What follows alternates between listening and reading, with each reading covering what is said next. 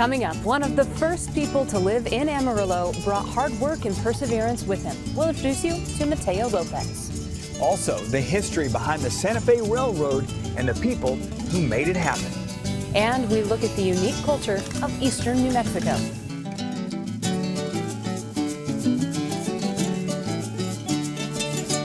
It is Hispanic Heritage Month, a time to honor the contributions of Hispanic people to the history, culture, and achievements of the United States. Welcome to our Hispanic Heritage Month celebration. In the next half hour, we are going to be bringing you stories about local people who have made a living and a life right here on the High Plains. Like here at the Santa Fe Depot, which was built in 1910. During the 20th century, Mexican immigrants provided much of the labor for the Santa Fe Railroad and helped put Amarillo on the map. KAMR Local 4's Princess Bryant has more on the railroad and the work it brought for many early Mexican migrants here in Amarillo.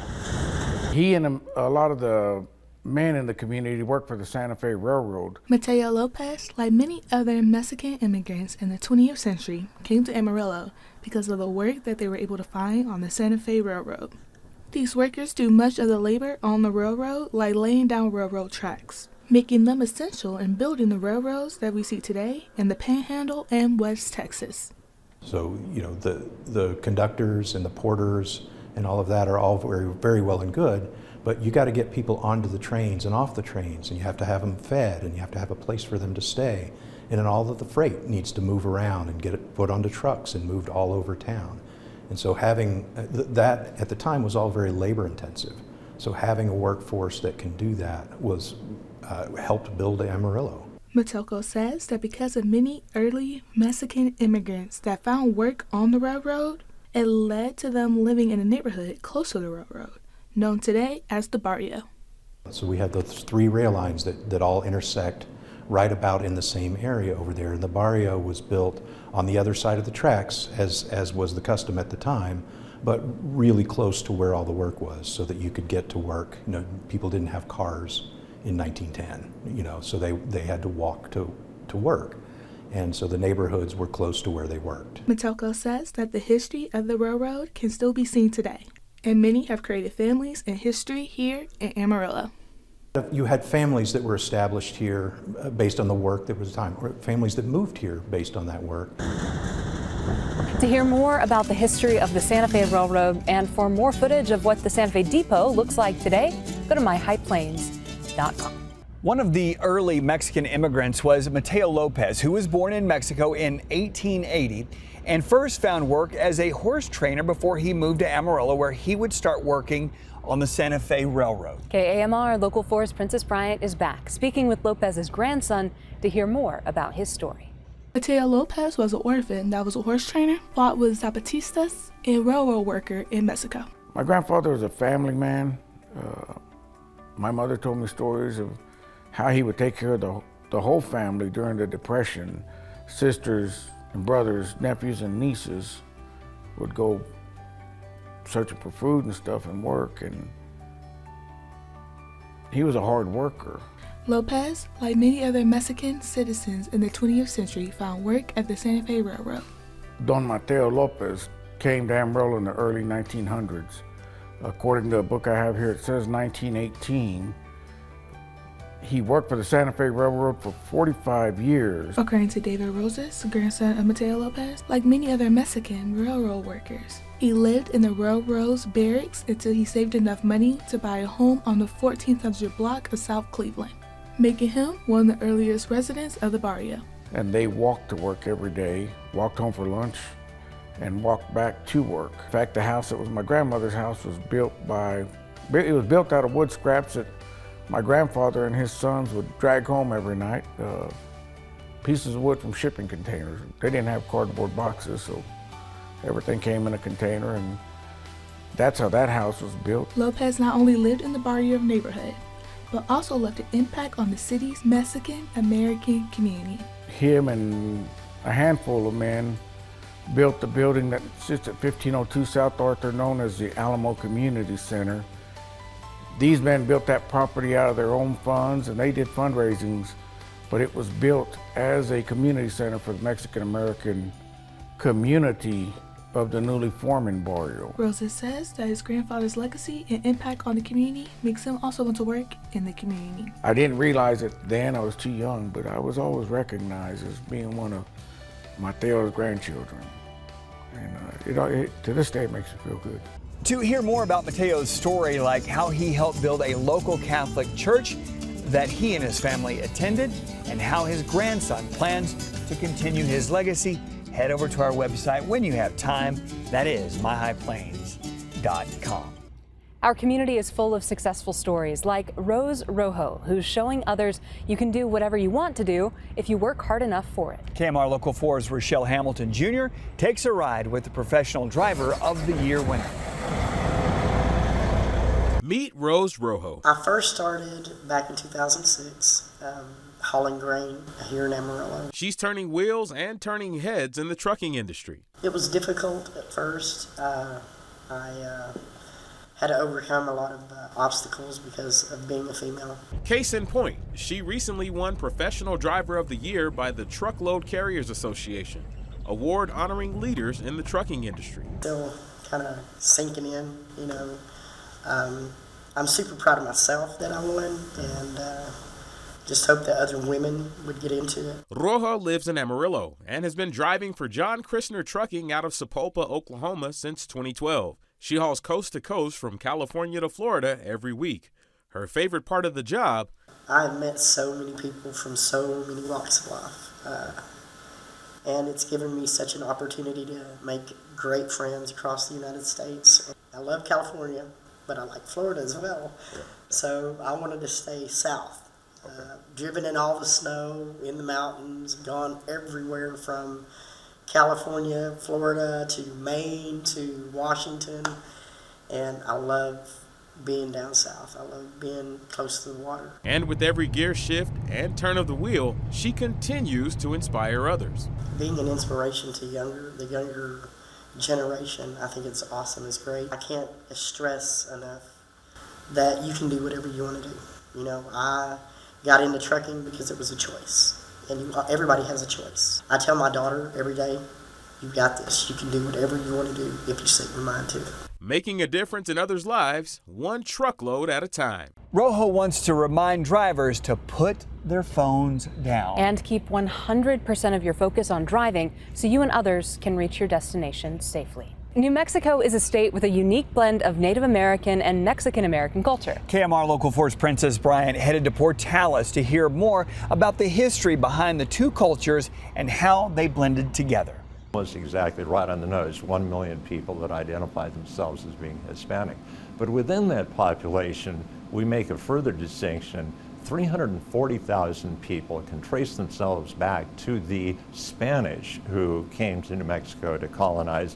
The others are Hispanic Americans whose families go back to the period after the Mexican-American War. Elder says there are a great number of people who identify as Hispanic or Native American, creating a unique blend of cultures seen in the state of New Mexico.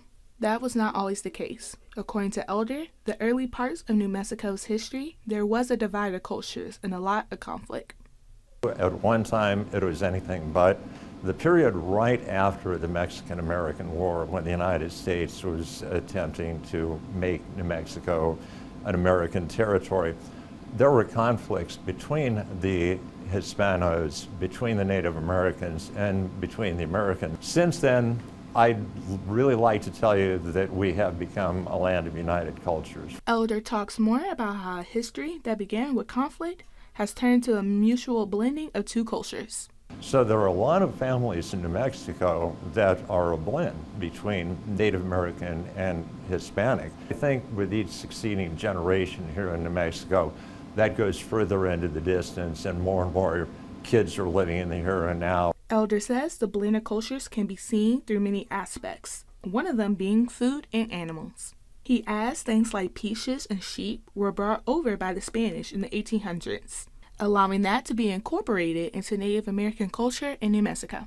So even at the time of great conflict, there was also an exchange that went on, and we see that in the music, we see that in the food, we see that in architecture, we see that in art. So there are any number of ways that you could look at the state of New Mexico today and recognize this is not just conflict, but there is cooperation that took place among the cultures. To hear more about how the state of New Mexico is continuing to blend the major cultures in the state, head over to our website. That's where the story continues today. It is myhighplains.com. You know, we can't talk about culture without talking about music. Mariachi groups typically feature 4 or more performers who sing and play traditional folk music instruments. They're often featured at festive occasions. KAMR Local 4's Princess Bryant sat down with a local mariachi group to hear more on how Mexican culture is showcased in their music.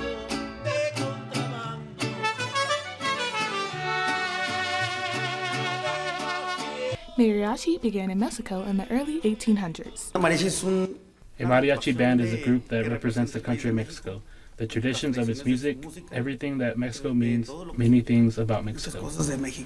Mariachi Sol de America is a local mariachi band that's been forming since 2012. Rodriguez says that not only does the music represent Mexican culture, but it can also be seen in the clothes that the group wears and the instruments that they use. Well, to start with our clothing, it is something that represents Mexican culture, instruments that are made of wood. Instruments like these are not found anywhere in the world. These are made especially in Mexico, Paracho, Michoacan, and Guadalajara, Mexico, and this is what very much represents what mariachi is, and the garment, as I said, and the songs. Members of the mariachi group began playing music as teenagers, one of them starting as young as 13 years old. All the members of the group learned from a family member. What's my favorite part? Well, everything. Everything means everything. I don't have a part exactly. All the music it means is ours. We do it because we like it too. Not because of the work, but because we like it.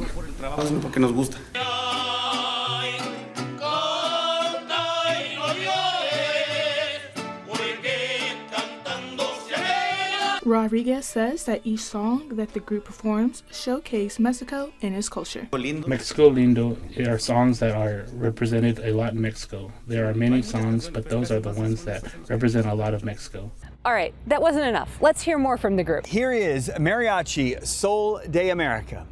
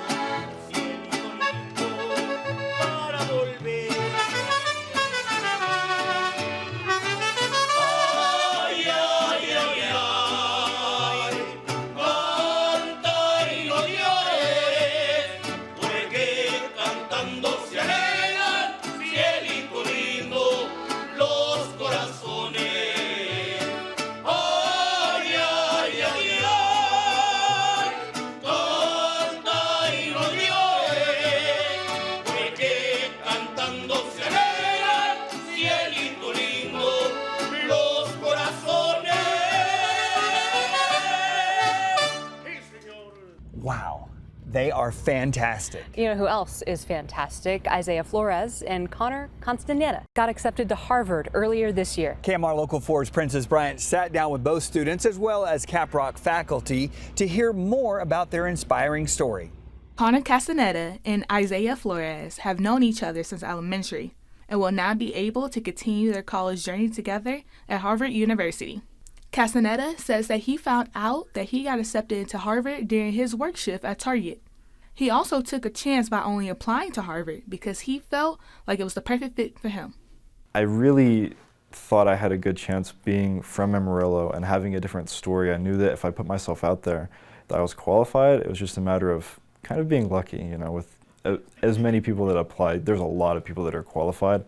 You really just have to, you know, roll a die and. Flores, on the other hand, applied to many colleges that included Cornell, Stanford, Vanderbilt, and of course, Harvard. He says that he decided to go to Harvard because it offered him the best financial aid package, and it was hard for him to turn down such a big name like Harvard. I think they have allowed me to make myself into like a really targeted person. I've applied myself in programs that AISD offers that helped me build an application that made me stand out in a way that's like, okay, this is what this kid is doing, this is what this kid's passions are, and it's very clear. Ron Butterfield, teacher for Castaneda, says that it was amazing to hear that two students will be representing Amarillo and Caprock at Harvard. My heart just swelled when I heard about it. I knew he was applying to it. He had all of the options out there, and it was just to get accepted. It was just so cool. I mean, it's just so cool. And then his friend from here also getting accepted is just amazing. It's a really great story.